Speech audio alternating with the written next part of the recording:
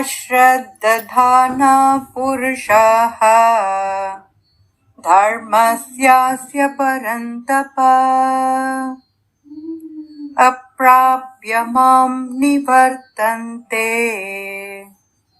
మృత్యు సంసారవర్త్మని. ఈ ధర్మం యందు విశ్వాసము లేని జనులు నన్ను పొందలేకున్నారు.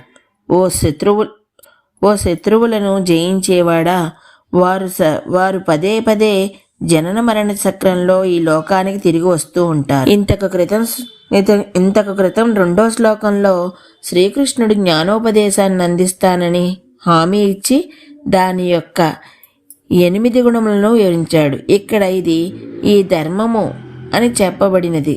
అంటే భగవంతుని ప్రేమపూర్వక భక్తి పదము. జ్ఞానం ఎంత అద్భుతమైనదైనా, మార్గం ఎంత ప్రభావశీలమైనదైనా దాని ప్రకారంగా నడుచుకోవటానికి నిరాకరించేవానికి అది నిరర్ధకమైనది. ఇంత క్రితం శ్లోకంలో చెప్పినట్టు భగవంతుని యొక్క ప్రత్యక్ష అనుభవం తరువాత వస్తుంది.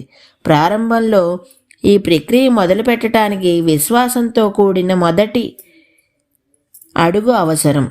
భక్తి రసామృతం సింధు ఇలా పేర్కొంది. మయా తతమిదం సర్వం జగదవ్యక్తమూర్తినా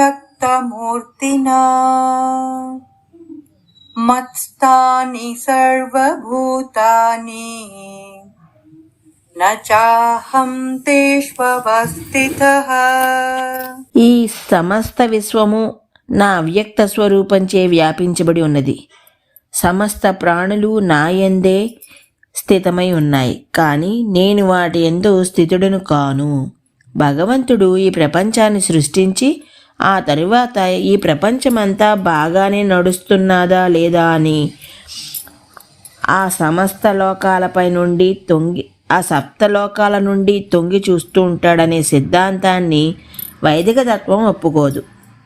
వైదిక శాస్త్రాలన్నీ భగవంతుడు లోకంలో సర్వవ్యాపి అని పదే పదే ప్రతిపాదించాయి. భగవంతుడు ఇప్పటి వరకు ఉన్న అన్నింటిలోనూ వ్యాప్తమై ఉన్నాడు మరియు ఇక ముందు ఉండే అన్నింటిలోనూ వ్యాపించి ఉంటాడు.